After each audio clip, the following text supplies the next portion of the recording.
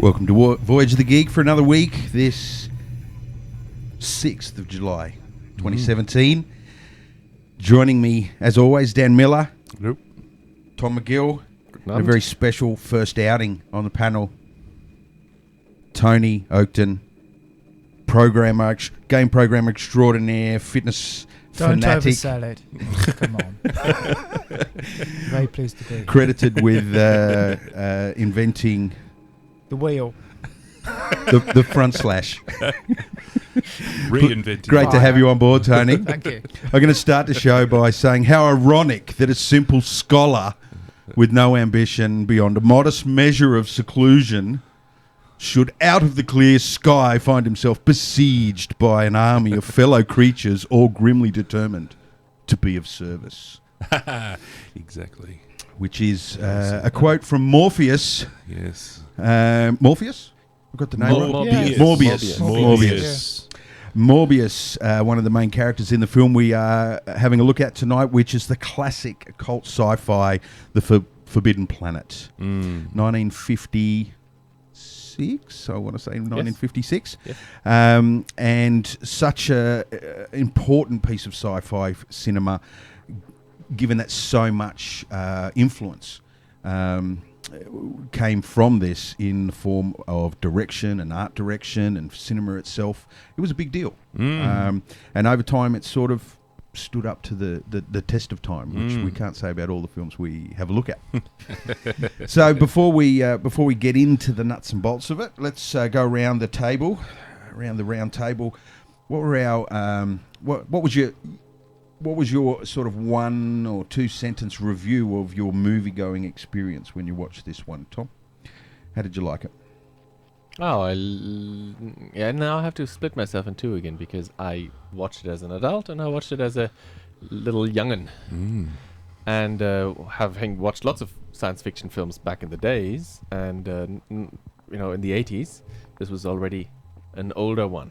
And as a child, I watched Star Trek. And, watched Forbidden Planet, but there was Star Wars already around. And so, they were okay, those films. And Star Trek was there was not enough fighting for a little 10-year-old. The best part was when the Klingons showed up in their spaceships. But so it was a film. Rewatching it as an adult and having watched it probably 4 or 5 times in my life so far, it is in my list of favorite films. Absolutely. It has aged remarkably well.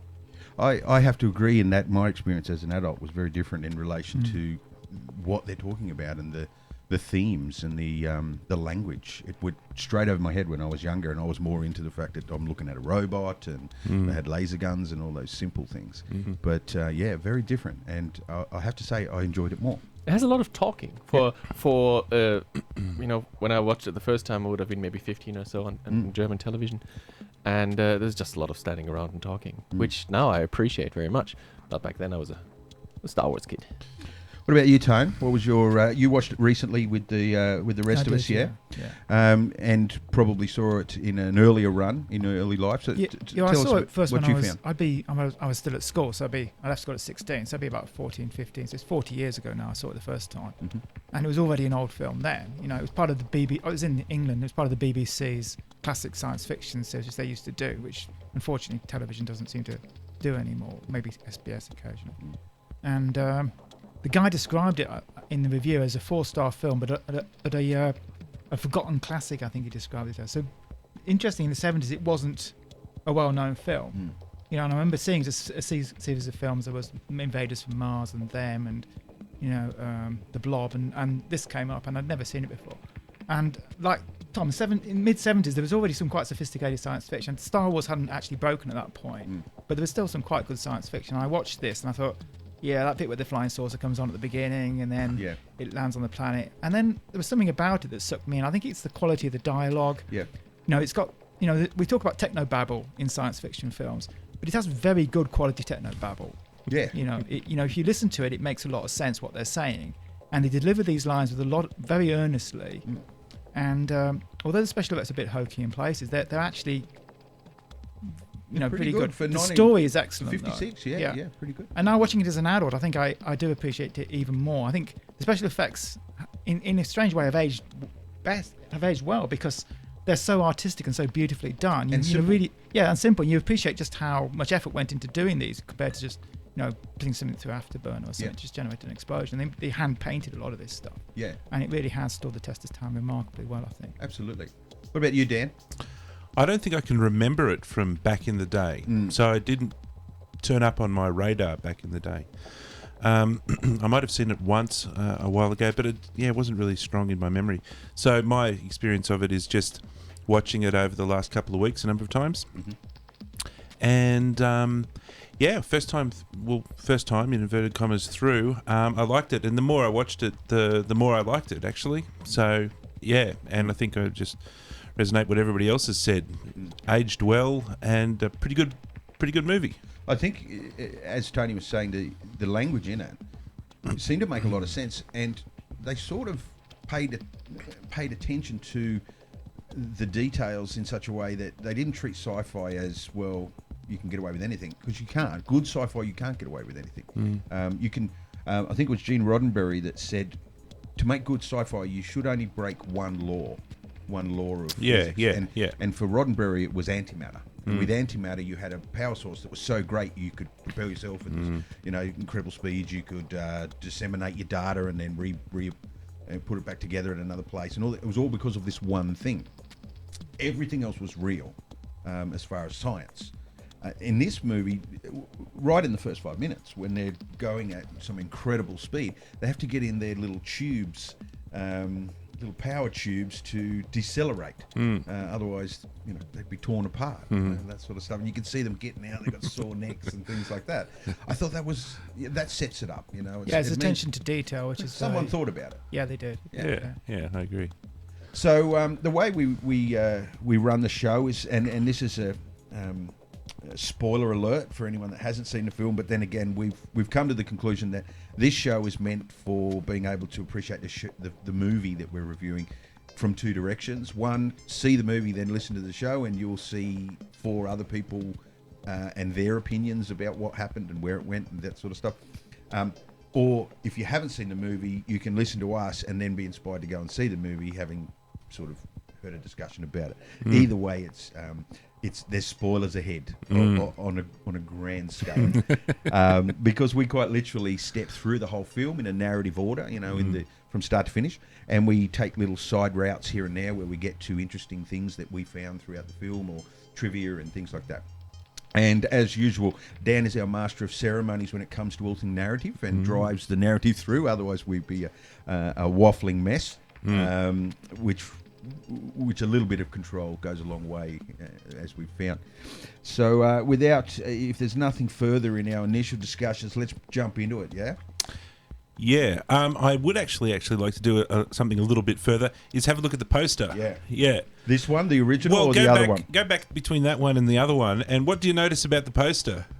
Well, it's a menacing space creature carrying off a helpless... A helpless female. Wet noodle female, yes. And you can see her undies as well, which is good. What else do you notice about it, though? There's something else that's rather important, that's strikingly interesting about this image. Not the backlighting. Yeah, apart from the fact that it was this in the film? Dave's onto it. Was that actually in the film? Robbie did not carry the winch in the film. No, this is clickbait. But was there something like that in the film? No. Did you watch the movie? Yes, there might have been something like that in the film. he was carrying supplies at some point. He I carried a dead remember. body off. Ah, He he carried did the too. doctor off, didn't He he? carried the doctor. too. The doctor after the doctor went to the brain room. Yeah. So actually, it wasn't a chick that he was carrying. It was one of the hero doctors who was the floppy, limp, wet noodle That's in right. the thing. But a great poster, and I think Don't know if at his some unders were point showing. won some kind of award when looking back at movie posters over the last century. This one polled very well, and it was up really high in the order. All right. So perhaps with that out of the way.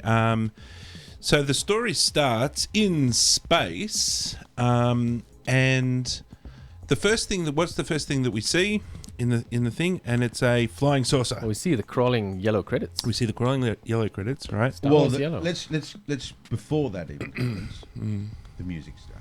Ah, yes. Well, Now the music is Yes. the first mainstream film to have music performed entirely by electronic instruments. Right, okay. So it's all what's theremin.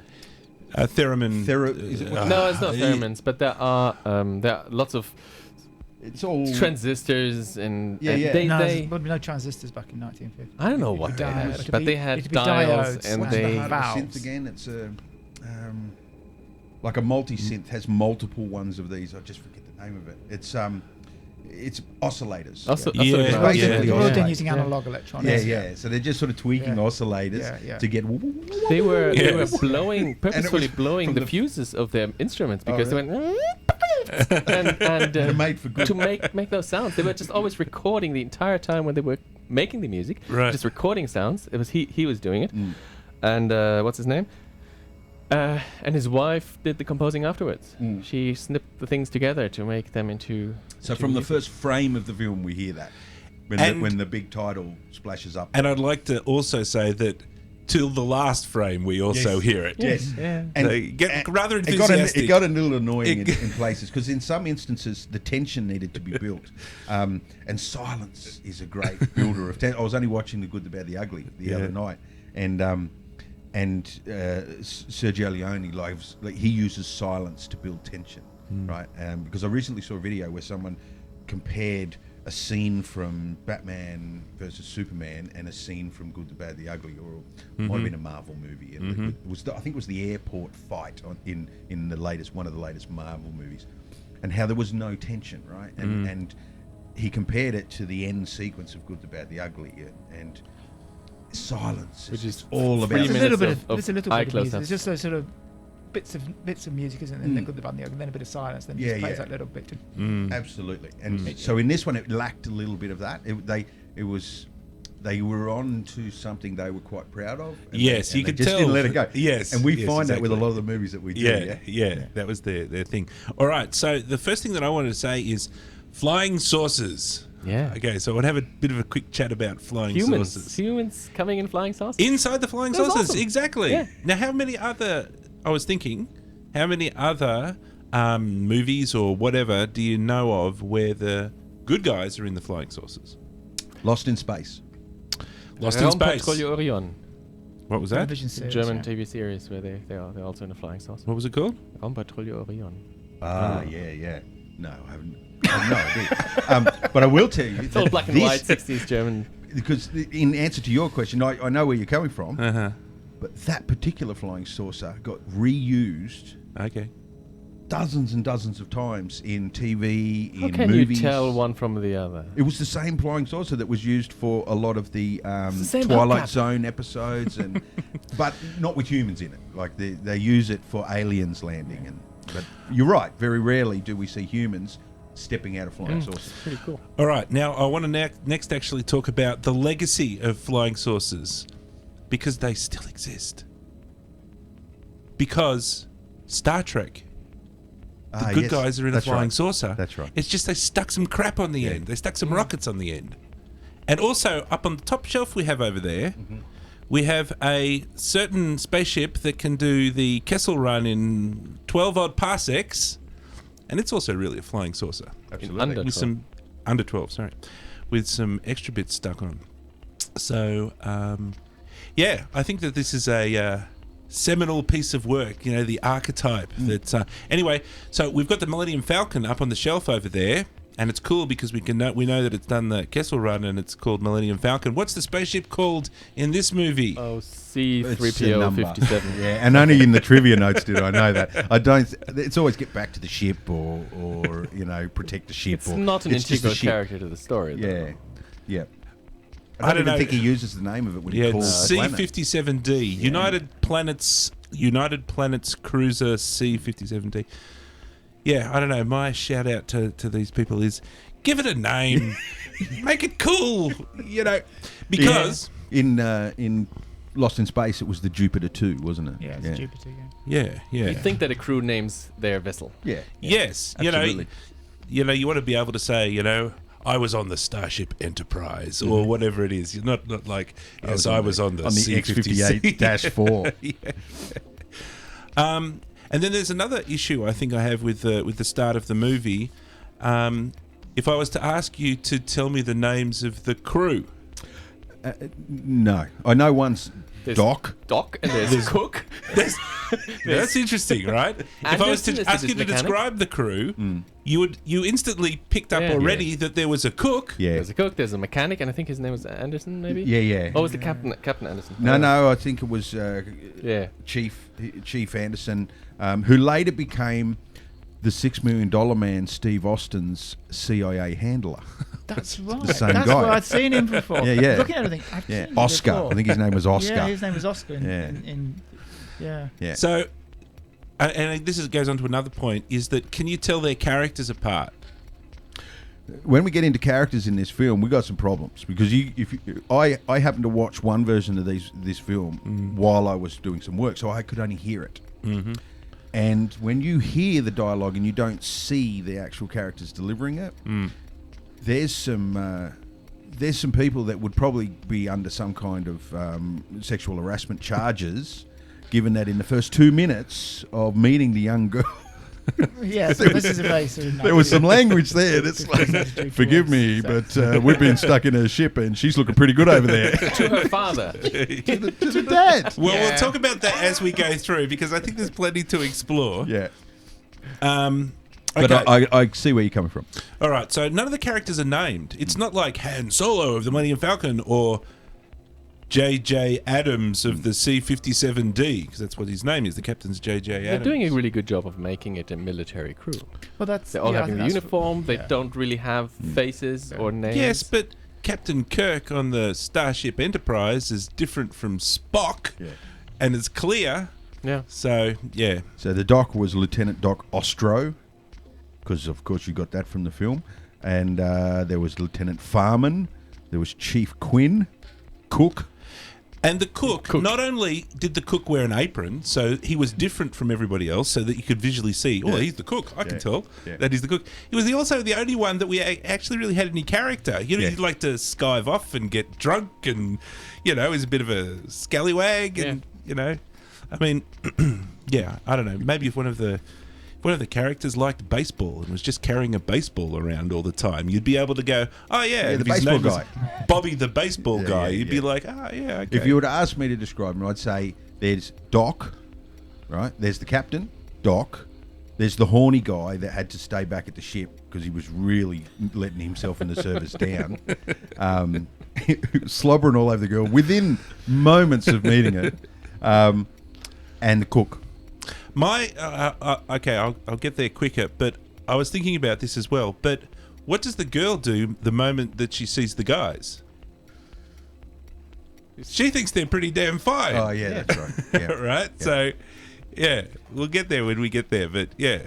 All right, so they're flying in space and they're going to a particular planet. We've already discussed that they have the deaccelerate because they're off at faster than light travel.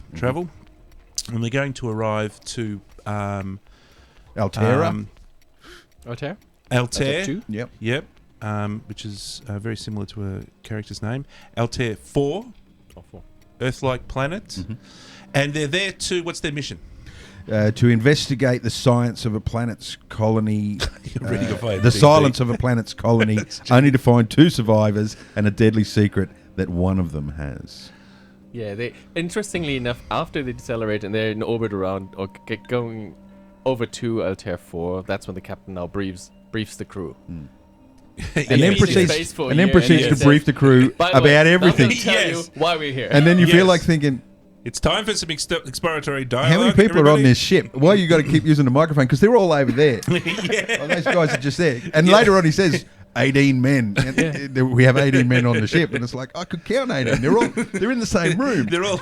Maybe it's the captain's log. Maybe he's just speaking into the captain's log microphone. There was a weird moment in the deceleration process where one of Doc says, it's really hot in here. And then the captain checks the thing and he looks at some guy that's he's obviously come out of warp too early or something. They're too close to the sun or something. Yeah, that's but rather than go over to the controls and fix the trajectory or anything, he races over and turns the monitor on and makes everyone look at it. No one corrects it. No one does anything about it. But yes. All right, so yes, they're there, and the spaceship that's crashed on the other planet is called the Bellerophon. I don't think it crashed. No, No, it it They landed. landed. Sorry, you're Colonists, correct. yes. Landed. But it did crash eventually. All right, so they're there to chase up what's happened to that ship. So our next story beat is a message from the surface, right? Yes. When does this film take place?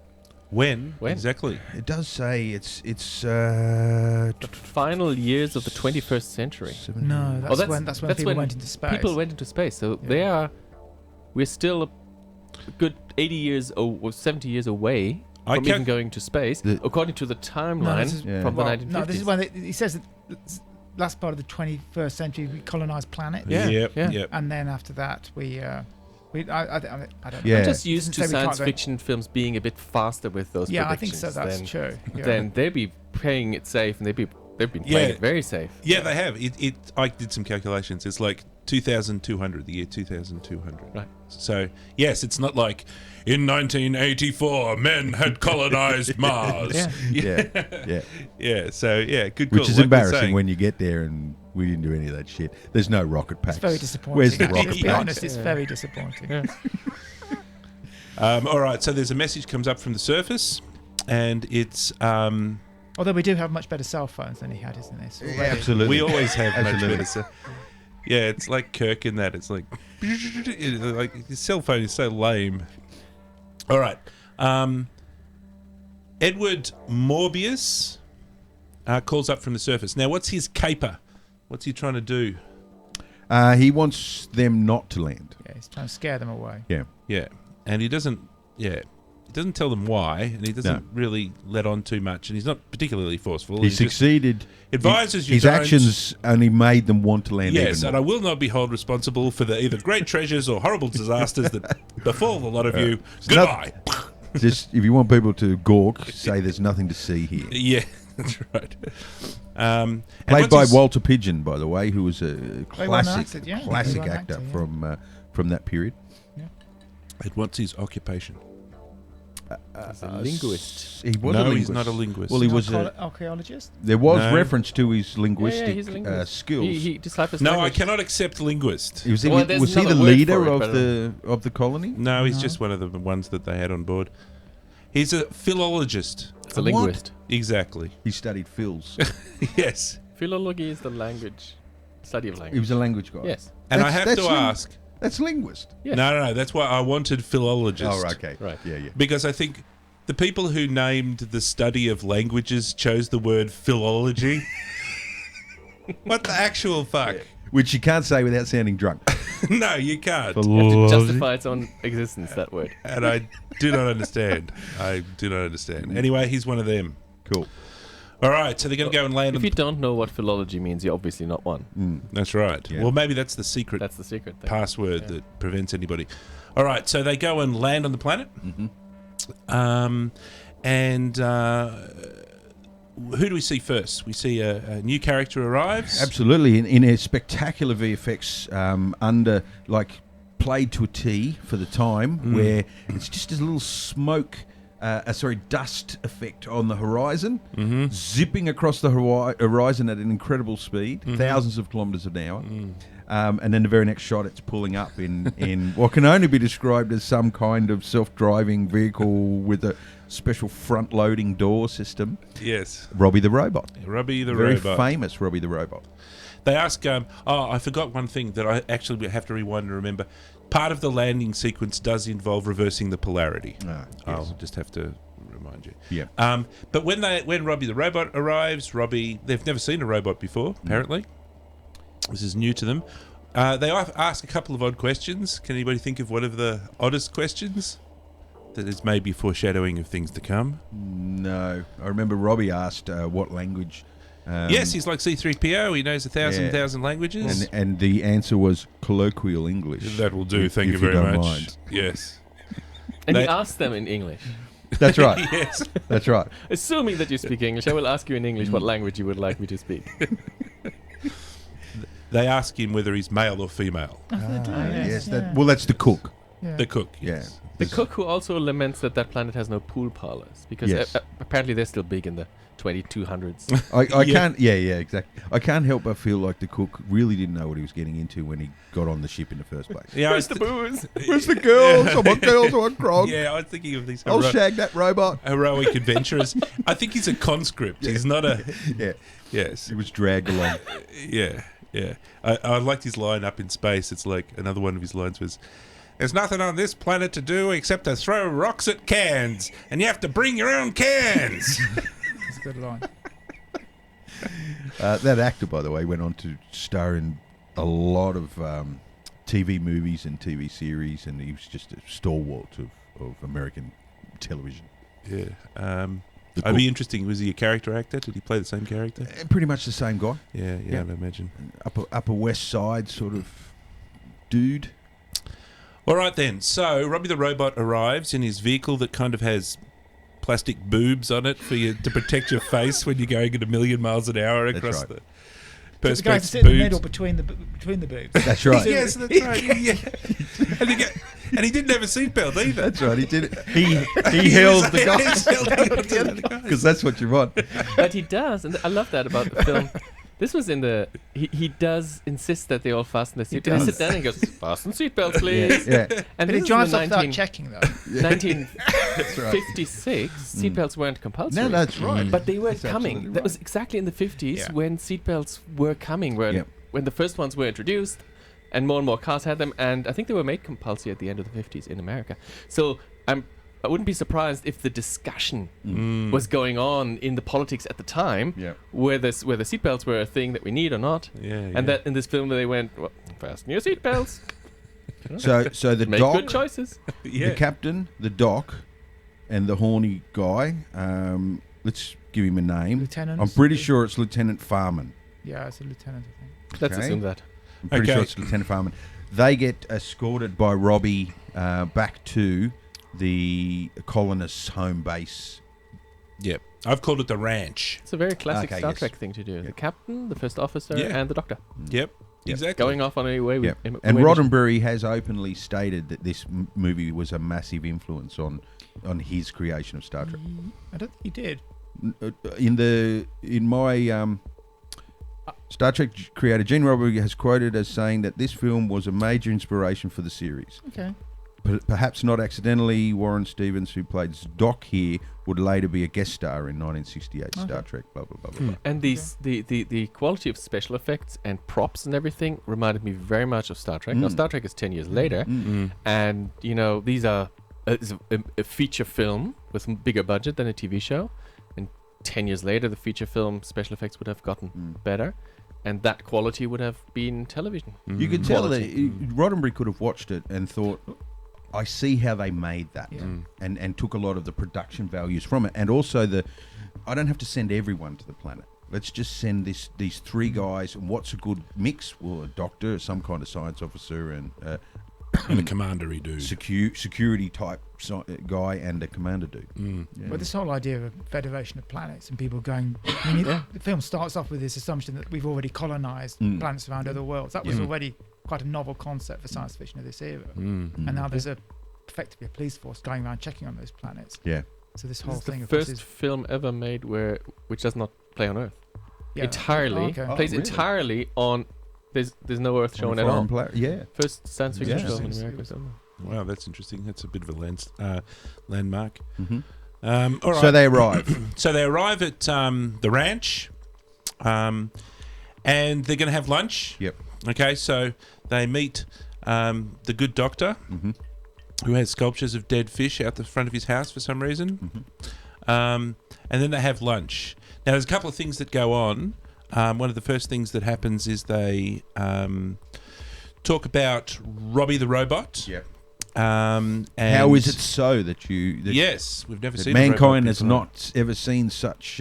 I think he said that the combined sciences of mankind could not create this, or have not, and yet you have this. I put him together in the first month I was here. yeah, that's right. Yeah. And he cooks and he sews Yes. and he is, quote, That's right. a housewife's dream. Yes. Well, yes. not to mention that he can make diamonds and. Yeah, but just the I love the fact that you just mentioned it, Tony. Men and women have colonized. So they were that far in the script writers that men Yes, and women they did know men and had women. colonized. Yeah. Except this spaceship is all white men.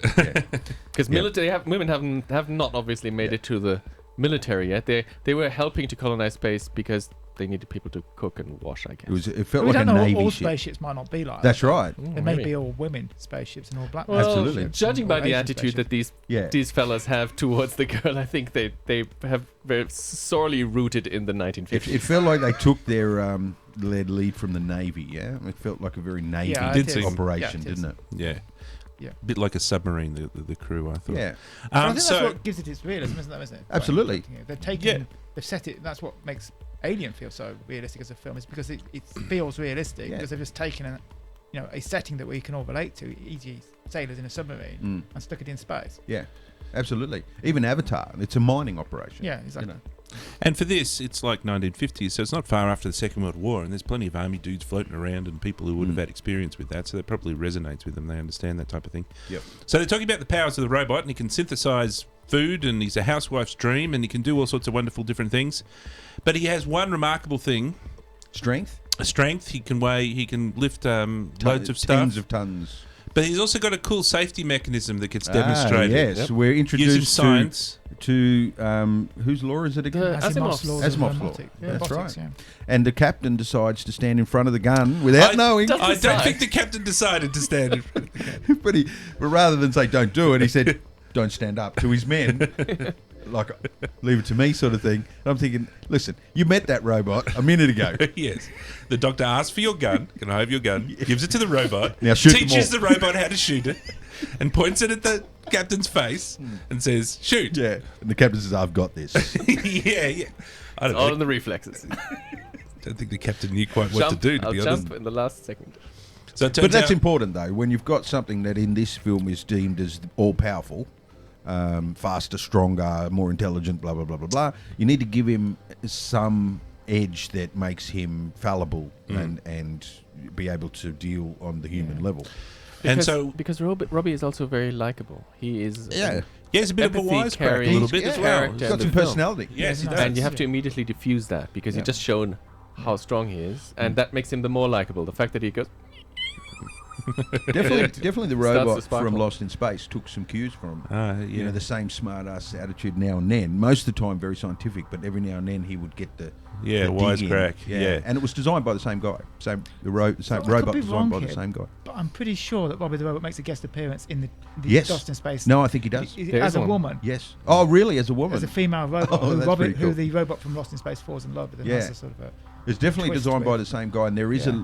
a lot of links between that Yeah. series and this film. But I think he appears twice in Lost in Space. I watched Lost in Space a lot when I was a kid. And Yeah. this was the Same most here. expensive special effect at the time, the robot, Right. and it was very, very precious. And It I took a lot of the budget. wouldn't yeah, that's right. And I wouldn't be surprised if they wanted to recoup some of the budget Yeah. by lending it out to other shows. If you check out Robbie's Wikipedia page, he He does turns have up a- in... Oh, it's impressive. Yeah. He turns up in lots more films. There's a movie. There's a Robbie the Robot movie. Oh, is there? I swear there was in the notes that I was reading. I He's in- swear there's a Robbie the Robot movie. Turns Yeah, up in they TV got- shows, they got made. Twilight Zone and all sorts of other things. So he gets his own spin-off. All right, so we learned that he doesn't kill rational beings. That's right. Even if ordered to. Even if ordered to. We also get a demonstration of the protective steel shutters that surround the ranch. Using the elf special effects from Hawk the Slayer. From Hawk the Slayer. where you literally just stop the camera, shut it, run the camera, stop the camera, shut it. Yeah. And in Hawk the Slayer, it was arrows and bolts of crossbows. Same effect, though. And Dr. Morbius goes on to explain, because the guy's asked, so where are all the people?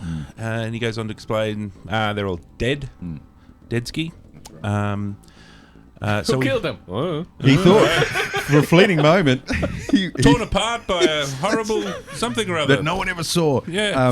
For a moment there, he thought that he was just going to tell them that I'm good, I don't need any help, and they're going to get in the ship, and they're going to go off. Yeah. And then they let's say, get out of here. yeah, we will leave right after you tell us what happened to everyone else. Yeah.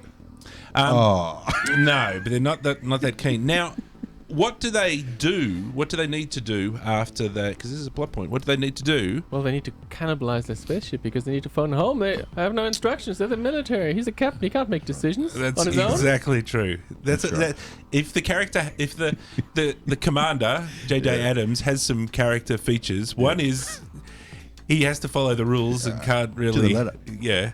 And the other To one the point is where I've got to cannibalise my ship and potentially take it kill us apart. all to send the message. to rebuild a radio. Because mind you, thing. the guy that cannibalised the ship got killed before he put everything back together. Yeah. It's like, I hope someone was watching him do it. Oh, they got away in the end. So Yes, he has to send a message to get approval from Earth that it's okay to leave. J.J. Adams, just as a side note, I think his other character feature is angry angry. in replace of leadership. Ah, okay, yes. So to lead, he just becomes angry. Yeah. You know, if somebody does something wrong on the ship, he gets angry. Yeah. If something's not happening the right way, he gets angry. Yeah. Yes, he does get And this was Leslie Nielsen's debut. I think, First cinematic debut. I believe. I think he found his standing in comedy. I believe. Although I didn't think he did a bad job in this. No, it's good. I thought he was great. No, all the acting in He general would have was good. had other roles. You wouldn't give him a lead without any. No, this was his first. In my trivia notes, it was Leslie Nielsen's debut film role. As a major. as Oh, a probably, major one. yeah, lead I'm role. looking it Yeah, up on he might have IMDb. been, He was in the business for security guard number 3 6 for a years. while.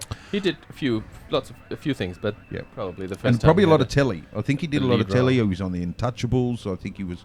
Yeah, he it's all was- television. Lots of television. But Yeah. this is his first big role. Yeah. I remember I vaguely remember, so this is truth mileage may vary here, vaguely remember Leslie Nielsen reminiscing about his transition from a actor to a comedy actor. And I think that he said, and he's possibly thinking of this movie, that he was always a comedy actor.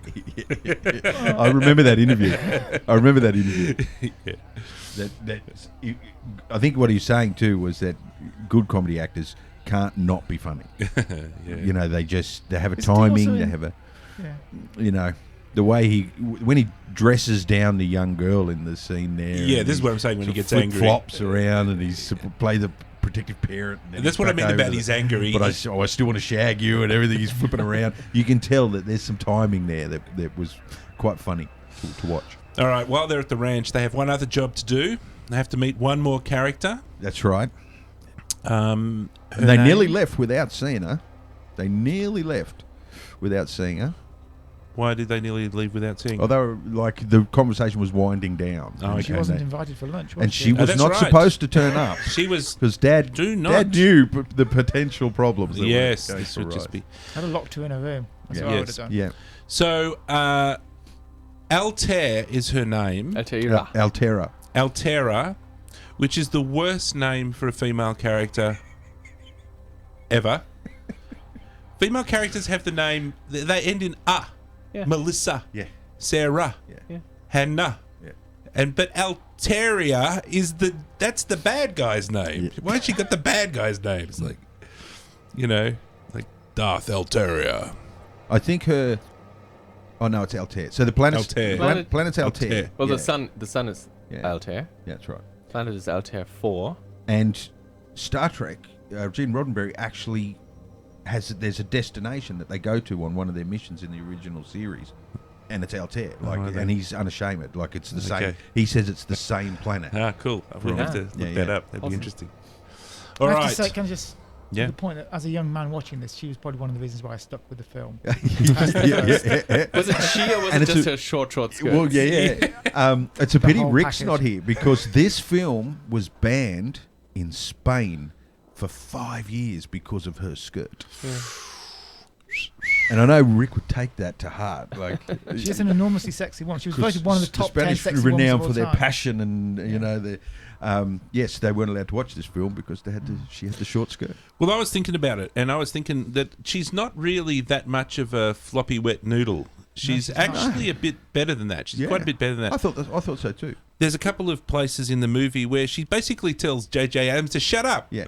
You know, when she knows what she needs to do. Yeah, yeah. Like at the door later on where they're trying to get past and she says, stop, shut up, I'll sort this out. And she fixes it up. And like the other one is when she first sees the guys, she's like, well, why, hello. Anyway, so what do we learn about her? I've got the never story seen- beat is She's never she seen whistles people. up Bambi and friends. She's a friend of the animals. Where the animals come from, I'm not sure, unless they came with the original This is a good question. colony. No, It was an ark. we or learn something? where they come They from. they, Oh, they do say we? that. Yeah, they're actually from. Aren't they from the planet? They're not from No. Altair. Where are they from? Guys, did you watch this movie? Well, They are from planet Earth. Because they visited. The Krell. The Krell visited Earth. 1,000 millennia ago. That's right. I didn't Yeah. I didn't Remember that. realise the Krell had visited Earth. They had visited Earth, collected a tiger, 2 deers, and a monkey, Yeah, that's and right. brought them back to their planet. Monkey. Yes, a monkey. There was a Saw the monkey. monkey? After Yeah. lunch, he eats one of the No, bananas. there was a Monkey. Does monkey he? on the table. Robbie the robot actually has laser beams in the back of his Oh, I head. remember that He bit. shoots the monkey to like tell it to stop eating the bananas. That's right, he does indeed. And they never explain how those animals survived the 2,000 centuries since the Yeah. Krell's demise. Yeah. How In, indeed in, they in a survived barren living- planet that yeah, has no no, plants, it's just Middle of desert. nowhere. a desert Yes, planet, yeah. yes. Anyway, she whistles them up, and Mm-hmm. you know, there's a tiger, and they're all like, "Yeah, whoa, that's pretty amazing." All right, so they then go off to cannibalize the ship. All right, so next story beat. So they're back at the ship, and they're taking it to bits To make the call. to make the call. Yep. Do they we make also the call? They, well, They- they're just before they leave. They do make the. Do they? Do they make ever it? make the I call? don't think they do. I think No. they get caught up in the drama. No, Yeah. they No, don't. they don't. That's a good point. So he Before they- rips the ship apart, Yeah. Pulls out the builds drive. something outside. He's pretty proud of it. Yes, he said that would Doesn't give that it a would name. impress any quantum mechanic. He says, and this is the piece de resistance, but doesn't tell them what it does, doesn't give it a name or anything. He just sort of points at it. And they go, that's great, keep up the leaves good some work. And they collapsible walk away. table outside the ship where anybody could knock it over. Right. The next could collapse it. I'd be like, no, I'm not leaving that there. Not with you guys around. Yeah, yeah, okay, and Put a so fence around that. You know? that's right. so while they're building the transmitter, there are 2 little side stories that happen. So Yes. what Well, were one those? is the cook. yes, He needs a drink. yeah, And when Robbie he needs the real stuff. samples the alcohol, Yep, the cook finds out that Robbie can actually source the alcohol yeah. by the half. The robot is a half distillery. ton. It's That's actually right. a So that's one little side arc, and the other arc is the daughter. Yeah, she's that's right. Who's our? So I've got this. I've called this story beat the snog training. yes with Lieutenant Farman, Lieutenant Farman. who turns out to be not too good with the kissing, Yeah, no, or at least that's the impression Doesn't she. float her boat. no, Yes, it does not that's float right. her boat. Yeah. No. So I think she actually says, "I don't rate it very much. Perhaps you're doing it wrong." And Can she you says, see it? I'm doing it wrong. that must be Maybe soul there's something wrong destroying. with me. It's like, Yeah, But isn't there something very similar to this in Star Trek series? Isn't Captain Kirk? Doesn't he regularly Oh, bash, yeah. bash yeah. aliens? Oh, and they yeah, always yeah. say, "What is this thing that you're doing?" yeah, so You're Yeah. doing?" And you call kissing. it's almost like they took him and the commander and shoved them into one character, and you got Captain Kirk. Oh, Yeah. look. All right, so so Farman has done his snog training, and whilst they're sort of wondering We're about how bouncing good... a bit all over the place. Where are we? We went to the spaceship to build the thing. Yes. Snogging is back at the ranch. No. no. She turns up at the spaceship. She comes with Robbie when he delivers the 10 tons of lead, which he carries in his outstretched arm. Yes, and doesn't tip over. But it is an isotope, which is much lighter than normal. That's right. Yes, and he's quick to correct them. There's the point of gravity. I mean, I'm looking there thinking. And he has his right. I think just his right hand must weigh 10 tons because he stretches that out to balance. Yes. So anyway, the commander breaks up the snog training. Right. So yeah, so that's where what's he the plays deal the there? protective father role. Yes, he gets very angry, and he's trying to protect not only her. On one hand, but mainly he's trying to protect the boys, his crew. But he's also like, you're a bad influence on my crew, and look at you. Yes, short. I'm not calling you a slut, but you're wearing the uniform. No, that's again the 50s, or even today's the attitude. You know, she's at fault because look the way she's dressing. She can't expect any less from the men. Yep, it's her fault. And he never really corrects himself in that sense either. He sort of blames her for everything and forgets the fact that she's a kid. Never seen people before or men, has no social understanding of what that interaction would be, and it just goes rank at her. But then later you realise, very well. Yeah. I mean, as an actress, she plays it remarkably well. I thought so too. Yeah, I mean, it's quite believable. She's got that kind of slightly autistic feeling about her, which I think is very good. Actually, it's believable that she's been raised on a planet on her own.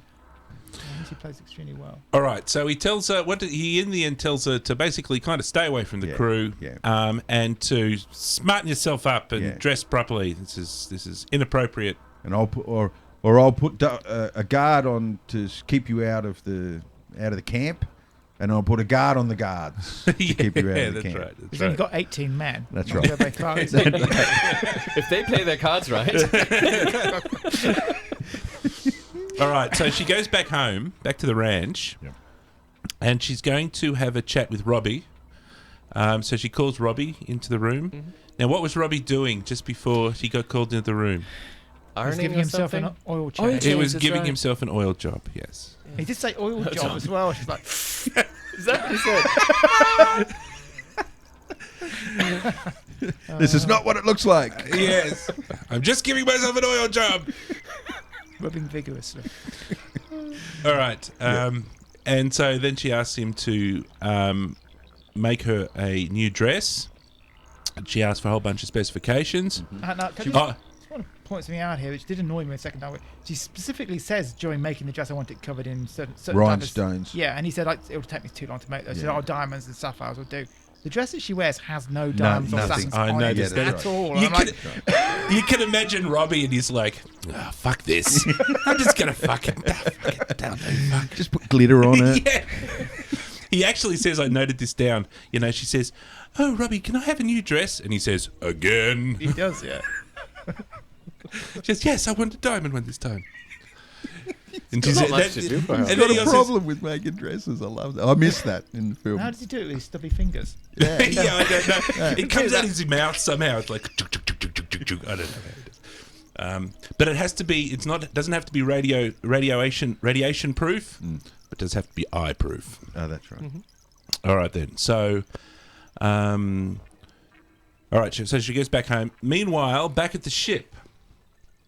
What happens when they get back to the ship? Because it's now nighttime. It's nighttime. And there's a couple of guards standing outside the ship.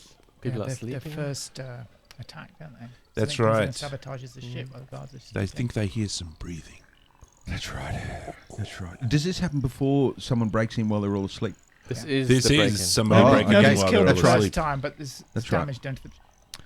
And now we're talking that this is the beast, is it not? This is the beast coming. This is the beast. The two guards outside hear something but don't really see anything. Mm-hmm. And then there's a guy in his bunk bed who wakes up briefly and then falls back to sleep. It wasn't her beast, was it? I don't know. No, the interesting thing is this is... Because whatever the beast was doing, it ended up stopping them from going somewhere, didn't it? Like, didn't it take a part that they needed? I don't... Yeah. It's more... It's some damage. Mobius would want them to leave.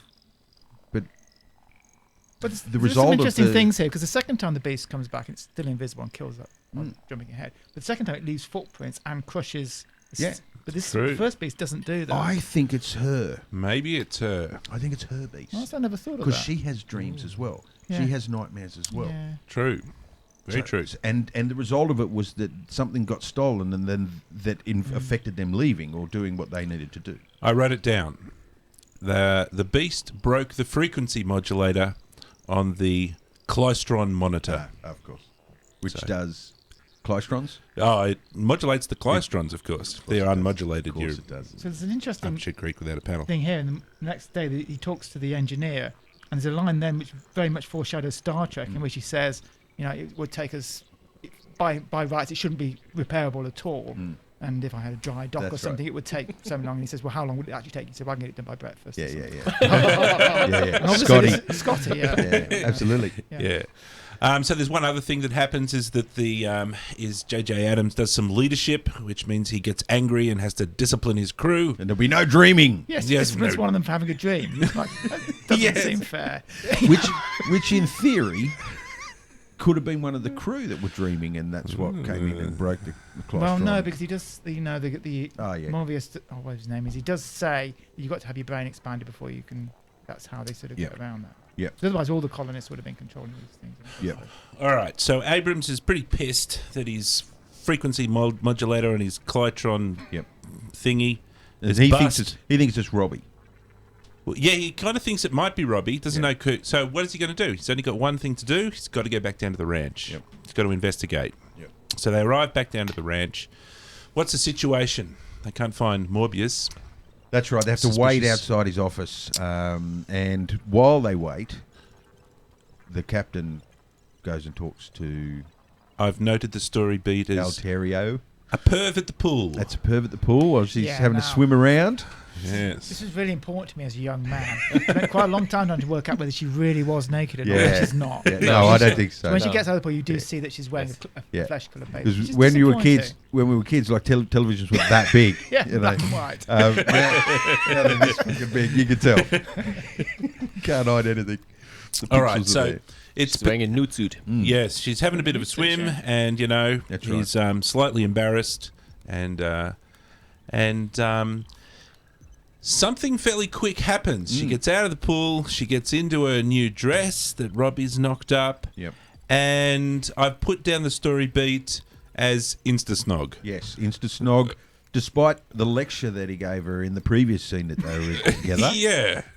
Rank does come with Rank has its privileges, and so I can only say that as you aren't to go near any of my men, but I'm okay. You can come near me. Yes. I can handle it. And then proceeds to cuddle and kiss and hug and do all sorts of in front of the other 18 guys. He's asking for trouble on a strange planet. They'll jump him. And the interesting thing is that it's reciprocated. That she's into it, Yes. but she wasn't into that other guy, Yeah. pervy And farmer it's, or whatever his it's name was. probably based, I would suggest, deliberately written to be based on that scenario of you want more, what you can't have. And when he got up her and, said, on your way, girly, Uh-huh. she wanted him more. That's right. She wanted. Yes, she liked a strong man, and the captain also shows off a little bit of extra strength because something rather dramatic happens Yes. after they finish their snog. The tiger. They get attacked by a tiger. Yep. And he blasts it to nothing. Disintegrates the tiger. Disintegrations. No, I love this bit because there's a couple of things I really like about it because they could have just done obviously it's a fairly tricky shot to set up back in the 1950s. And they obviously did it by compositing two things together and then switching the tiger out. But they could just have flashed the screen to make it look as if the tiger just. But instead, they went to the trouble of painting in the tiger Absolutely. burning. The ghost of Yeah, the. Yeah. so- Yeah. I mean, somebody had Really to hand nicely paint done. those frames, and it's obviously very artistic. The Josh- very Josh talented, Meader. But I actually really Josh like Meader is a yeah, Disney Disney animator yeah. who very did all talented the Disney animator, yeah. Yeah. all of the it was Did like, the I think blasts all and- done by one guy. And when the monster hits the fence, Yep. yeah. That's Even the classic, landing that one. sequence of the spaceship. Yep. All right, so then he goes back to. Why does the tiger attack? Oh, okay, no, that's a very good Yeah, question. no, Why I'm does not the- sure either. But he knows, the captain, because he says, you really don't know, do you? So that implies that he knows what's. Well, she doesn't She know. could do with the animals and the birds landing on her fingers and the deers and the Yeah. does and the tigers because she was innocent. Is that it? She's innocent and she's lost that. That through was all my this answer. snugging. Yeah. That is Who knows? the trivia answer, I guess, Is it? that you will find. yeah. because she realizes that it was going to kill her. Yeah. Like, Yeah. her words are, it was going to kill me. Are you familiar with the Epic of Gilgamesh? Isn't this? Oh, is it not Gilgamesh? No, it's not Gilgamesh. The Tempest. This It's movie was loosely based on supposed the to follow Tempest, and this does the happen in the Tempest. Tempest, something similar to this. Yeah. Plot Yeah. twist like this. But enlighten me, Dan. The Epic of Gilgamesh. Enkidu, the wild man, is out in nature. And to tame the wild man, they send out the prostitute priest for 7 days. And then after they've had sex, the animals don't want to hang out with him anymore. And so he has to come into town. Okay. I don't know if that's the same, but yeah, it's a bit weird. I don't know Well, why it certainly the tiger... feels very much like it. It's, no, I don't sure know. that's it. Yep. Maybe it is. All right, so they then head back inside. Oh shit! They're back inside the ranch, and I'm sure that the captain's thinking, because they go and meet the other guy who was in there, and I'm sure he's like, "What have you been doing?" Well, I've just been out shooting tigers and snogging chicks. Yeah. Yeah, What he have you never bothers been telling doing? the guy about shooting the tiger, does he? It's kind of irrelevant. No. He just comes on and he says, "Right, what are we up to now? Yeah. Open that door." By the way, I almost got jumped by a tiger. Killed it, disintegrated it. Well, I was passionate chick. Probably the only tiger on this planet gone. Yeah. The last tiger. All right. So I've got the next story beat. They break into the doctor's room and start rummaging through his possessions. That's right. And then he arrives and gets a little stroppy with them. Yeah. And then the next story beat after that is Exposition. Let's rock. Yes. Okay, so the title is Krell, the topic for today's exposition. So he's just come back from his secret business, that he's been up to, which we'll find out later is to do with this Krell. So the Krell are the aliens who originally inhabited the planet, and we find out a whole bunch of things about the Krell. They've been dead for thousands of Hundreds years. of thousands. Hundreds of of years. 2,000 centuries. 2,000 centuries. They perished 2,000 200,000 years. in a single night. But what I love is the doors that they used to go, because they say you never see the Krell, you never know what they look like. Yeah, but he that's a says, nice well, we don't know, but we have these doorways to go by, and it's beautiful. I love, that's a classic thing to not show the bad guy and leave it up to the imagination. And they're doing it really well here because everyone thinks of some weird floppy thing and with a Pointy head. pointy head. Yeah. So he says that, the Krell, basically, they have their shit together. They visited Earth and collected those animals. He pops in he drops a few Krell beats on his machine, and I learned that they make terrible music. You just don't have the audio thingies. They listen at a different frequency than you do. So he drops a few Krell beats, and then he's going to take them into see some Krell tech. Yeah.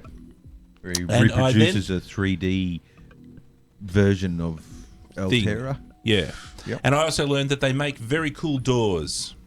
Ah, yeah. Yeah, the doors. And Remember? you get Yeah. smacked with this sense of scale, with this. Yeah.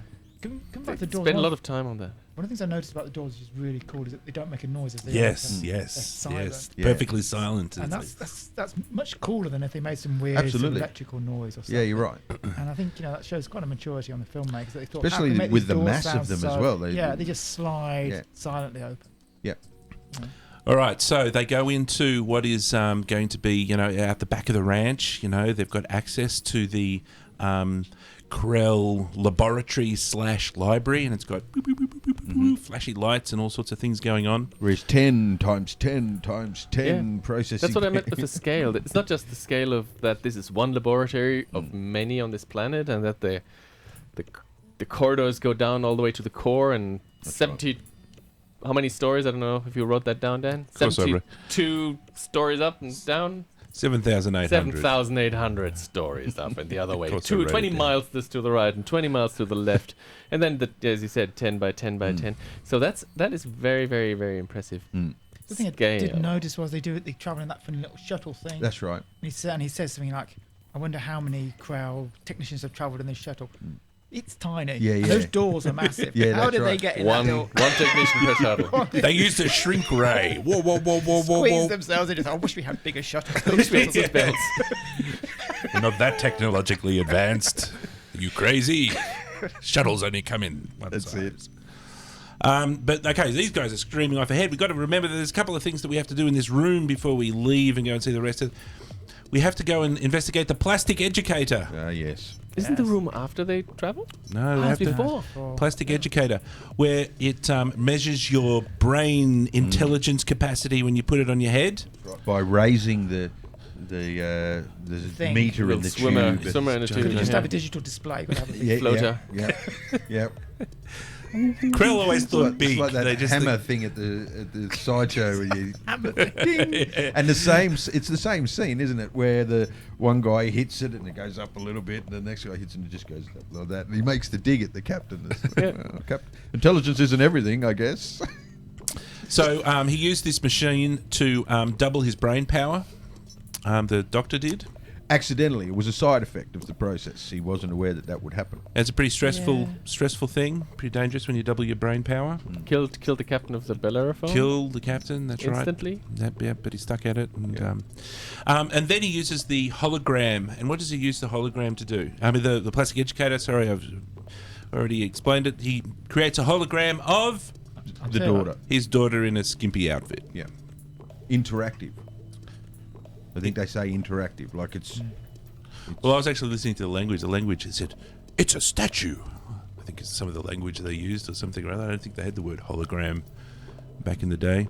Anyway, and the other thing that there was the Krell are famous for is no instrumentalities. Yeah. I'm not sure exactly what that means. No, and I remember thinking... But that was a feature of their technology. Very large, small shuttles, and no instrumentalities needed. Well, they're moving towards no instrumentality. Oh, were they? Okay. They hadn't That's their achieved goal. that They haven't nirvana yet. achieved that. And we also investigated the power source because that was pretty important. And you're a programmer, right? So their power source was apparently 10 raised almost literally to the power of infinity. Well, that's a big number. Yeah. But it's not actually, is it? Because there's a finite number of meters. And each one is 10 times as big as the previous. So if you count the number of meters, It's still mind-bogglingly Google. it's a huge power. Yes. Yeah. Well, anyway, that's how much power they've got. Actually, we could probably do some calculations because they also say later on when they go down the corridor that what they've got 9,200 thermonuclear reactors and a machine that lubricates itself as well. It also lubricates as well. So that must have been technology that they put into Robbie the robot. When he gets his oil job. Yes, he uses the Krell self-lubricating technology. Anyway, so there's a gigantic owned base and it's bloody huge. All right, that's the takeaway. What happens next is we cut back to the spaceship and they've now surrounded it by With a wee little fence. with a wee little fence. And this is because the bit of kit got stolen. No one's died yet. Yeah, right. except Yeah. for True. except for the tiger. True. Now, there's a little kind of a side story that happens here. I'm not sure why the side story happens, but two things happen in this story node. This is when the cook wants to be let out of the fence. He wants to because let he out of the fence. That's get his right. 20 gallons of whiskey. Yes, and he goes around the corner and he gets drunk with Robbie. Well, Lieutenant doesn't have a problem with that. Like, they've just spent an incredible amount of time and effort putting the fence up. And he doesn't have a problem just lowering the fence down to let the cook go for a walk. What's his excuse? Why does he want to go for a He walk? wants to find some berries and Yes. some herbs and native mushrooms, whatever. And make dinner. Alien herbs to spice things up. That's all for the crew. Let's just put this weird shrub that I found on the alien planet. Let's put it in the stew. Yes. Let's put it in our soup and Quite eat it. tasty. I'm sure your lips won't fall off. Yeah. All right. And then what happens? The big story beat. Well, the attack. The attack, and this time we Well, see it's not the main. footprints. It's not the main attack, is it? It's the No, first. no. It's the first sortie, I guess, So it gets against in, the fence. Does it get in when the cook gets let out? No, it comes through the fence. Somehow comes through the fence. It shorts the fence, just like it did in the second part. They see it shorting, then it stops shorting, and they both say something about how that was bizarre, but it stopped now. Yeah, So how did he And- get in? It walked through the fence. It just walked through the fence. yeah. The fence Th- th- prevents it from walking. So it walks through the perimeter fence, but presumably it can get through it because if it pushes hard enough, it will get it. I think the Work second close. time around, don't they up the power? Yeah, And remember, they their were guns. shooting it with laser Yeah. beams. That's right. So Okay. maybe that Yep. made the difference. Yep. Anyway, they've got a really cool effect where the footprints going. The invisible monster leaves footprints in the ground. Yeah. And the footprints look really weird until you see the plaster cast that they do of one of the footprints where it's got the big curly toenail at the front. Yep. And then the footprints make perfect sense. Okay, so we have another story beat. So while this is happening, we cut back to the ranch where our heroes are having a big, deep and meaningful. And it's simply our very angry Adams. This is actually the shot here, and they're talking about they're talking to the good doctor. So remember that the heroes have just witnessed this astonishing power and this amazing technology. And what do the heroes, J.J. Adams, want, and what does Dr. Morpheus want? Morpheus is a good name for a person who has power when he sleeps. But it's not Morbius. Morbius, sorry. But Morpheus would have been a good one. Good choice. Oh, They want to take it. They want to pack it all That's onto right. their spaceship and take it back to Earth. That's right. That's right. You've He got says, to you're share not this. ready. You're not ready. That's I right. will divulge little tidbits over Yes, the next. when I Release the decide. tech bit When by I bit. decide. Yep. So they have a bit of an argument, you know, and I don't know, he must say he's got a bigger brain than everybody else, and so, okay, fair enough. Sorry, we forgot. What does the monster do, the invisible monster, when it gets onto the ship for the second time? It kills the mechanic. It kills one of Kills the... Scotty. Kills Scotty, or one of the guys. Yeah, okay, so he's dead, Jim. Because that means our next story beat, when our heroes get back to the ship, they're going to have to bury him. Okay, so there's 2 story beats when they get back to the ship. Number 1, or there's about 3 actually. Number 1 is To the cook, and the cook they tells have to him he was interrogate the cook. with- and he tells him that he was with Robbie the robot. Right, which provides an alibi for Robbie, Robbie the robot. So it wasn't Robbie the there's robot. another bit actually when the cook's talking to Robbie the robot, and Robbie the robot stops and looks out into the distance, and the cook says to the Robbie the robot, Is "What there is it?" And he something says, there? And he says, No. and he says something. He doesn't say Yeah. no. He says, "Not now" or something. Yeah. So Robbie can see this thing. Yeah. And knows what it is. He just doesn't tell anybody. He doesn't about say it. anything about it. Yeah. Yeah. Maybe he just hopes it'll go away if he doesn't say anything. Because I often what feel like that, happened so- with the cook? Like he wasn't drunk, but he passed out. Oh, he got drunk, but he had no hangover. Okay. So it must have been pure, Yeah. good alcohol. Yeah, So- he uses that as an excuse. He says, "Do you think I could have gotten this drunk in 3 minutes? You know, I was drinking with Robbie for the whole length that it took for him to get an alibi." All right, so they do another interesting thing, which is the plaster cast of the footprints, and we see this big dinosaur-looking. Yep. So we get a bit of a hint about the monster, and then there's another important thing that happens because Dr. Morbius is also there, and what's Dr. Morbius's opinion of all of this monster and the killing happening? That it's starting again. It's happening again. Yeah. And then Dr. Morbius says something like, "I think it's going to get worse." That's right. Yes. And then they question how you know that. Right, and what's his response? Can't remember. Well, that happened to the Bellerophon. No, he says, I just got No. call it a premonition. Yes, that's it's a right. premonition. I just have this vision of you all being killed. Well, Yes. yeah, I'd seen it all before. Yeah, I've done this all before. Seen this all. Anyway, I'll just go back to my ranch. I'll catch some Z's. I go to sleep. Okay, so he does go back to his ranch, catches some Z's, and now I think we have hit the one of the best bits of the movie, the battle scene. The attack. Yes. So somebody describe to me what is going on. What's JJ up to? JJ Adams, Well, you guys Captain. proceed. I'm going to try and bring up an individual image of. It brings out the cannons, mans them with men. Yes. So we have the laser fence. Everyone has their laser gun in their hand. Their laser guns. Yep. And he's got 2 big laser cannony things. These are them. These are them here.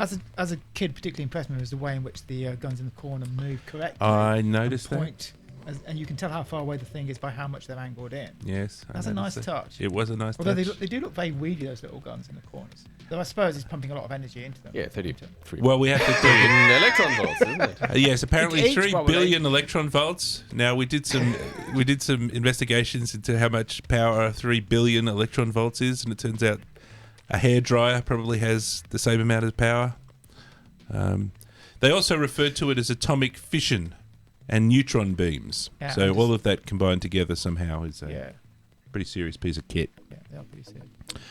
All right, so what actually happens? Because the monster's going to try and come through the laser fence, and they're shooting the crap out of it. Well, what always happens in sci-fi is there's dumbass members of the crew that think I'm going to get closer to it. Yes. I'm going to get closer to it, and so a couple of underlings get closer to it, and The first one they get sent. The first one, you take up position over there for a crossfire, and they go straight up to the thing and And stand then- underneath. and then Lieutenant Hornbag, he's got to do the hero thing, and the laser beams from his gun apparently are stronger when you're closer Yep. to the thing, and it ends well. It ends really well. He gets ragdolled by the Yes. invisible monster. That, by the way, we see the invisible monster trapped in. We see it because it's trapped in the energy of the beam, it's- and we see silhouette, and we see the eyes glowing nice and everything. effect. It's a fantastic effect. Yes. And I remember it much more scary as a teenager watching it. Watching it again now, seeing the thing, and this is a Looney Tunes. Yep. It's a cartoon character. Absolutely. I'd only really seen this movie once before, and it must have been 3:00 in the morning in my mum's lounge room on one of those late night movie things, and that's the only scene that I remember is this the electricity beast inside the fence. Because it's quite the audio crescendo at this point, because it's got some kind of demonic growling, and then plucking away on their oscillators, Their going stone nuts theremin. with the- Yeah.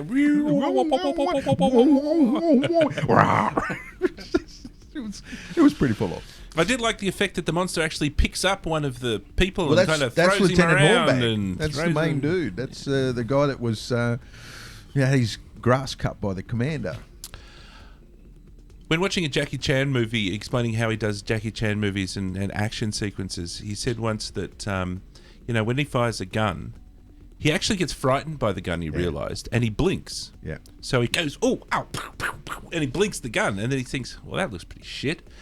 So he does a bunch of blinks and he fires the gun first so that then they roll the cameras, and then he goes bang, bang, bang with his eyes open, and he's not going to get frightened of it.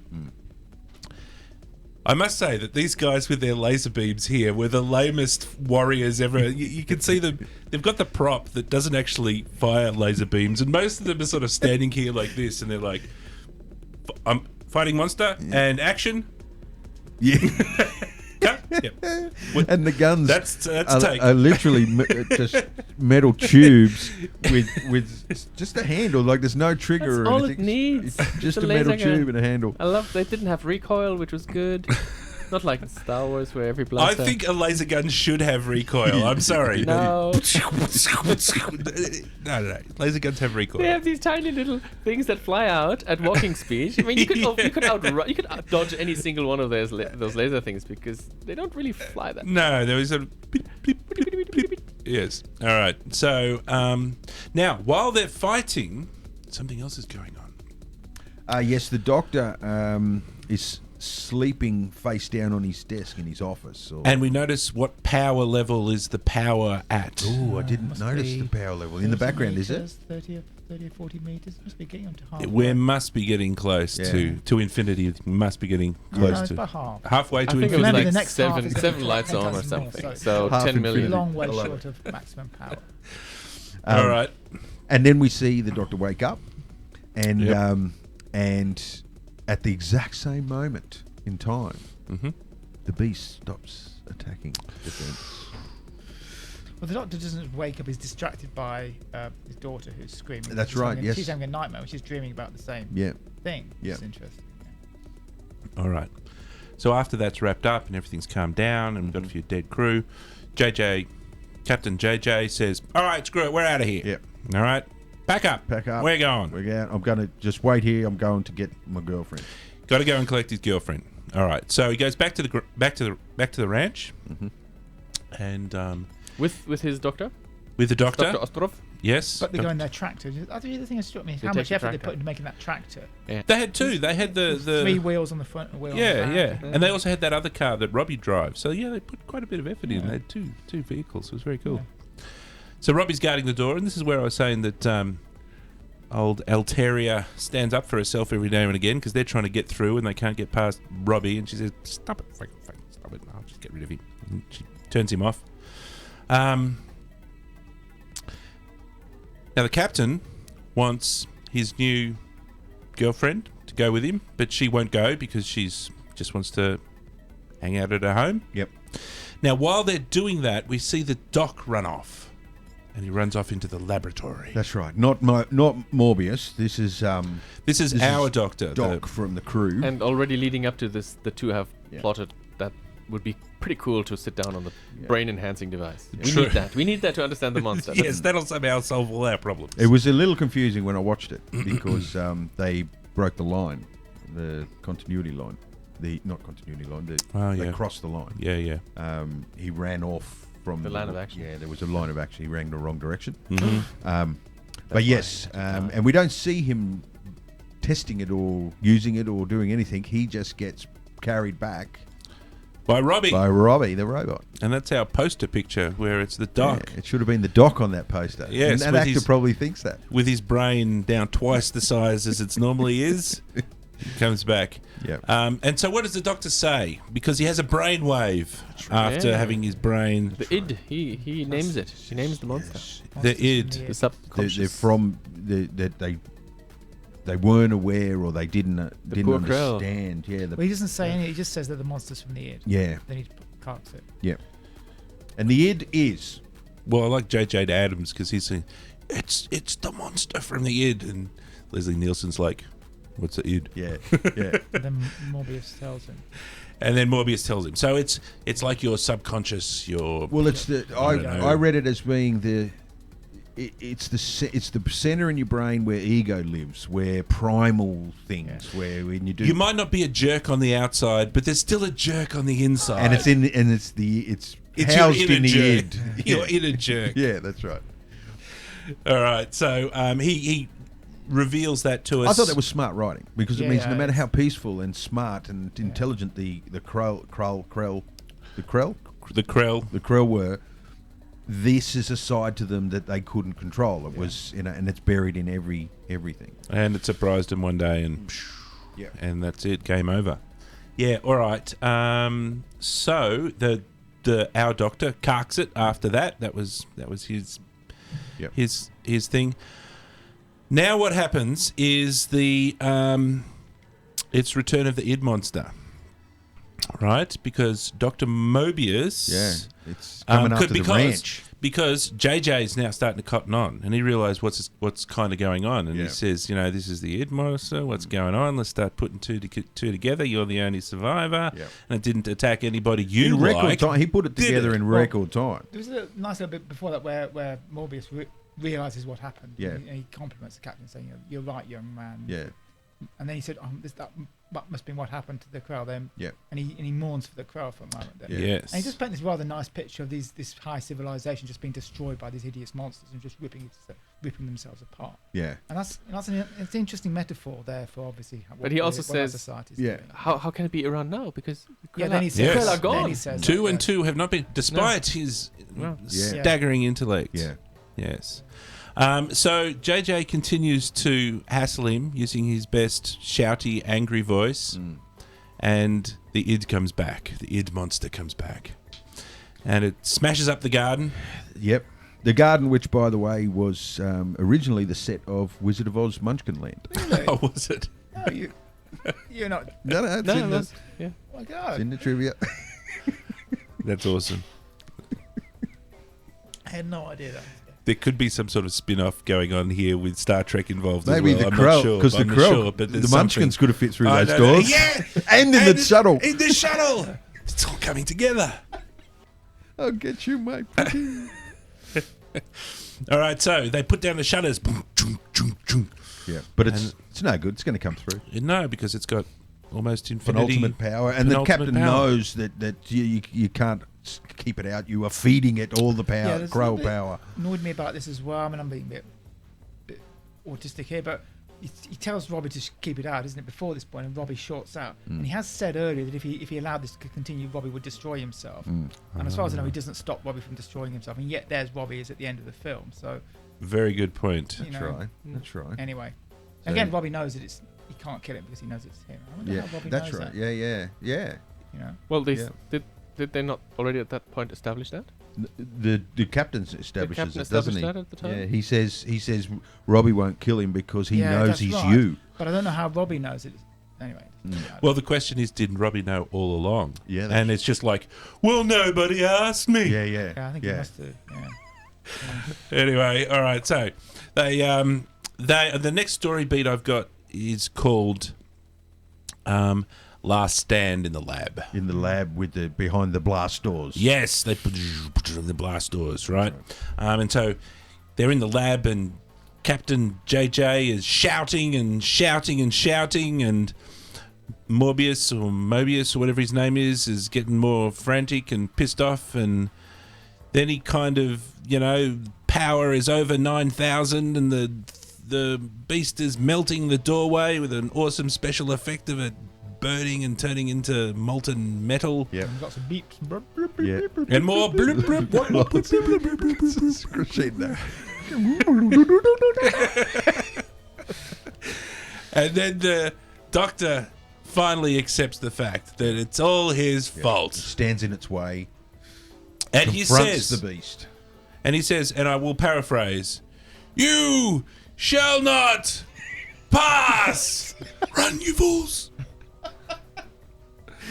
And ultimately, he confronts the inner demon. Okay, so this is important because this is where we're going to bring it all together, because we've already established that it's kind of inside his head. The beast is now, I think you would agree, it probably equals infinity in its power. Yeah. Right. It's near enough. And we've, the neutron laser beams, they don't hurt it. So the scriptwriters are sort of painting themselves into a corner here. What are we going to do? So how are we going to resolve this? It would be resolved simply by Dr. Mobius's death. Should. It That should. should be. That's a very good all you point. need. Yeah. Yeah, Captain JJ does should put his gun up. strangle him Yeah, or yeah. something or other. In Yeah. front of his daughter. In front of his daughter.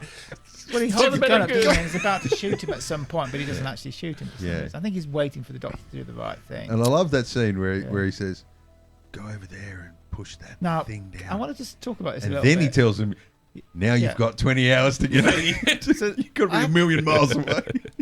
You could have told me before." Actually, when I watched this film when I watched it over the last couple of days, and I thought when I was going to watch it, well, I'll skip over the dumb bits because there'll be a lot. In actual fact, there wasn't many bits that I wanted to skip over. But the ending is a bit disappointing. Oh, yeah. There's a couple of things. The first thing is that the Doctor faces off against this end, but you don't see him facing off. Instead, we cut back to this very 1940s, 1950s melodramatic shot Yeah. with the captain there and the girl going, Yeah. terrified. Yeah. And then we look at the Doctor, and the Doctor's on the floor, and that's. And we don't weak. know what And we happened. don't know what happened. Yeah, then yeah. they've got this very weak bit about, just push that little button and things pops and push this thing down, which wobbles as he's doing Yeah. it. And say, the planet's going to blow up now. Yeah. It Nice. looked a bit fragile, and it looked like something someone could actually trip I'm like, seriously. push. That's just sitting there in the middle of this But laboratory. This thing You can blows imagine it the into- crowd. That blows up the planet. How good. Somebody- Somebody must have around, said, walk around Why it." did we install that thing in the first place? Don't Yeah, that's step right. over it. That's dangerous. How good was his death scene where he tells him go, Yeah. and then we just Yeah. he does this lurch. Nice. He's like he's facing this way. He does this massive lurch, and he's facing this Death way. spin. It was an Auto-pitching. awesome death spiral. For me, So he's dead. Morbius is dead. For me, the actual line is, "Stop, I deny you, I give you up." That's right. And that solves the Yeah. problem. So infant power. I thought it was a pretty good story beat. The whole Yeah, that bit was fine. I thought that was confronting the beast that is within. Yeah, I think that's is that what in you the have to do. Tempest? I don't know. fine. I can't remember off the top of my head. Tempest is a very odd play. It's one of Shakespeare's deepest, hardest to follow plays. Yeah, no, I wasn't too impressed, to be honest with you. And it was kind of like Wake Up and It's All a Dream sort of an ending. It's like, Yeah. oh, we don't have to do this anymore. It did provide a nice whodunit element to the movie, didn't it? Like early on. I think it's the Yeah. logic. Well, you really didn't yeah, understand. that was good. That was fine. good. Sort Yeah. of working out what this thing was. I think in a lot of ways it was the logical ending, and that's what I was saying. They painted themselves into a bit of a corner. It's got more power than the universe, and you know, it's like, okay, we'll just tell them to stop, and it'll go away. Yeah. I mean, it almost felt to me as if the studio was just trying to wind it up at the end. Yeah. It had the potential to drag on for another 30 minutes, and they just wanted it ended because it cost a lot more money than they'd expected. The trivia notes done. reveal that they played the movie to a test audience, Right. and they loved it so much that the guy that was in charge of MGM Studios at the time said, "Release it as is," Okay. Right. despite the fact that it was an early cut. Like they were still working on it, so one can only assume that there was probably some scenes that Extra polish. should have gone in there, a little bit extra polish. And he's like, the notes go on to describe this guy was probably not the best guy to be in charge of MGM, and he made all sorts of, and they end up getting rid of him and things like that. But I think that might explain the abrupt nature of the end of the film. A bit abruptly. So you have the scene in the spaceship after this, don't you? They got one more scene, one more little story beat. That's right. And we've discussed this before with lots of other stories. Is what happens at the very end? What's the last thing? Well, And we see that Robbie is still functioning. Yep. and And in they fact took him. driving the ship. He's flying the spaceship. Altera is there, and they see the planet going nova. Yeah. And Blow there's a up. bit of philosophy, isn't it? There's a little bit of philosophy about how humanity in another so many million years might have risen to the level of the Krell, and your father will be remembered. Yes, Yeah. that's right. And then the credits roll. Yeah, he Yes. sort of Which is goes an on a odd bit of a ending, 'cause I don't know, monologue. why would they remember this guy off Yeah. this alien planet Yeah. a million years from now? And it makes you wonder whether there Yeah. was potentially some scenes there with his Yeah, demise that was maybe. something a little bit more Yeah. fall on the swordish.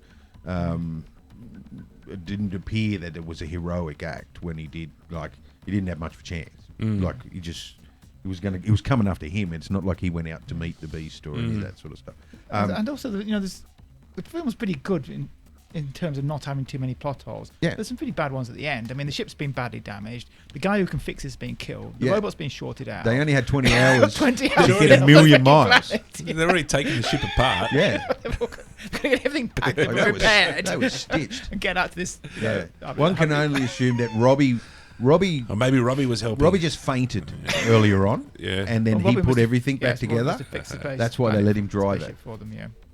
I do. It's good. If that was a Navy ship, and the captain brought his girlfriend on board with 18 guys for what was it, 280 days or something, where they needed. It was to almost a year, yeah, It was yeah. nearly a year.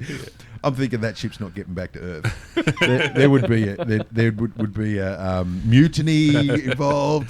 There's problems. There's going to be problems on that ship because by that time it's 600 and whatever days since they've seen another chick, Yes. and the chick belongs to the captain, and I don't think they're getting. It doesn't look like there was much opportunity for privacy on the old C-47BD or whatever it was Well, called. they had Robbie, who apparently can be a female, according to Lost in Space. Yeah, that's it. Yes, He can And- make anything, can't he? God bless yeah, that's right. true. God bless the Lots of the robots. sci-fi classic that ends with I love that. the end. Yeah, Like when something has to flash up there to tell you that the it's movie's official. finished. Yeah, it's official. You can go home It's now. making it clear the movie has left the building. So that's a pretty good round trip. It's timing wise, we didn't struggle to get through that film as we have with some of our other films. One of the things that I wanted to say at the end of it, after comparing this to some of our other films, I just thought that one of its best features was it didn't have an insanely overcomplicated, stupid plot. Yes. And I'm looking at you, Buckaroo Banzai. I'm looking at you, Battle for Under the Stars. I'm looking at you, Big Trouble in Little China. I'm looking at you, Hawk the Slayer. I'm looking at you, Ice Pirates. They just had this simple plot, a bit of a whodunit, Yeah. and Simple characters. straightforward. Like the characters were archetype. They were simple. The chef was kick around sort of larrikin type of guy. Captain got a bit cranky sometimes. Ruled. You didn't need much to work out who they were. Yeah. And Although I they think could have done with different coloured shirts. yes, So you I know which think ones are disposable. Yeah. And I And think Star Trek fixed that quite yeah, nicely. that's a good point. That's a good point. Yeah. No, it is a good point. And because they're all grey, and I think little things like that, just give a couple of them a different hat, and at least introduce them at the beginning as with some memorable names. Lois Lane. It's kind of It feels like easy to Roddenberry remember.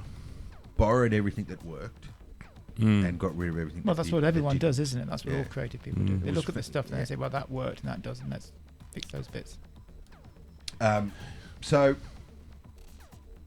ultimate question: do we buy, rent, or set fire to this film? Buy it. burn it, bludge it. Well, I own a copy of it. Buy it. I will bought buy it. Yeah, I I own a copy of it. I think I've got it on DVD somewhere, but I should probably buy a Blu-ray version. of Yeah. it, Yeah, I think it's a buy. Blu-ray's old now, isn't it? Isn't the new stuff? 4K. Yeah, we're going. We're Don't going have a 4K telly, but I should probably. Absolutely. I don't think we highlighted clearly enough, certainly not for me, that the special effects and the matte paintings and Beautiful. everything Just like beautiful. that. Yeah, beautiful. It's really, really, really well Yeah. done. I read a review on this when a documentary was saying the guy who made the sets. I don't know if you read this. He had a budget to make the sets, but then he took it on as being a personal project. He wanted to do the best thing he possibly could. Yeah. So what he did, he instead of building 1 or 2 sets and then running out of money because he had a fairly small budget, he made all the sets half, finished them using the budget that he had, and then went back to management and said, "Look, I need X amount of hundreds of thousands of dollars to finish them." And they're like, "Well, why don't you finish them?" "Well, I just run out of money." Yeah. So they then went faced with either chuck all these sets away or give him the money to finish them. Mm. So he was able to spend the extra money making really, and there's some really beautiful sets Yeah. in this that he's Mm. made. Yeah, The film didn't do particularly well initially. I think it box made a office profit because it was though, so didn't it? expensive. it did. It I was. think It had a budget of 1.9 Yeah. mil, estimated 1.9 Yeah. mil. In the US, it did 1.53 million. Worldwide, Well, there you 3.25 go, million. you know. It looks like it might have had a. I've got 2 worldwide figures here, and I'm not sure what the second one is because they're both 1956. And then around about 4 and a Yeah, I half don't to 5 million. Yeah, I don't think it did enough Box to sort of office? inspire them to do other films. I don't remember MGM doing any other big sort of No, serious this sci-fi after this one one. put very sci-fi much an on outlier. it marked sci-fi movies as being a bit expensive and not able to recoup the costs. Yeah. Yeah. I mean, there's a lot of monster movies around this time, but not so much, what you would call proper, sci-fi. Mm. So yeah, I can't imagine anybody feels bad about spending the money now because it has become a absolute classic. It would have made a fortune in syndication. Oh, it must have done, yeah. It would have just a fortune. Yeah. The amount of times I Yeah. saw it as a matinee movie Yeah. growing up, or a late night film, Mm. it just did the rounds. Mm. It's probably playing somewhere in the world at the moment. Mm. So, where to from here, gentlemen? I think we've unanimously voted this into our classic, rightly so classic, and Is this the first time we all agree that the film was good? absolutely. I think so. Yeah, I think it was a good outing. Mm. Mind you, we probably needed those previous films to help us appreciate this fine masterpiece. I recommend anyone that hasn't seen it to check it out. Beautiful Mm. shot. I think it's worth it. Yeah. And you can't say that a lot of a lot of 1956 films. They don't all age well, but They don't. and especially sci-fi doesn't age that well. But this No. one, for some reason, I think it was because they didn't get their head up their ass about the fact that it was sci-fi. Mm. They didn't do silly things and get fixated on silly things because it's future and all that sort of stuff, which we see quite a lot. Mm. Mm. Okay, so let's wrap it up. Anything exciting coming up for you, gentlemen, on the horizon? What do you got going on? I know that we are without. We've got the curriculum conference next week. That sounds- You'll be there, Yay. Dave. Well, no. What I thought I'd do is I would come every day to the car park when you're all leaving, With your and, canoe. and just give you a little Bring us Yoshi back rub or sandwiches. something. And Here's your sandwich And a walk quick on lunch. by. I thought I could come to all the social events like the dinner and things Oh like yeah, that. do that. No, not doing that. I'll be fishing. I'll be catching a flathead of some description, or at least drowning some kind of worm. I'm presenting a thing at the thing. Are you? Yeah. I'm talking about procedurally generating alien creatures using Unity. That's I have pretty to cool. present a red epic camera to Oh yeah. the people who want to see it.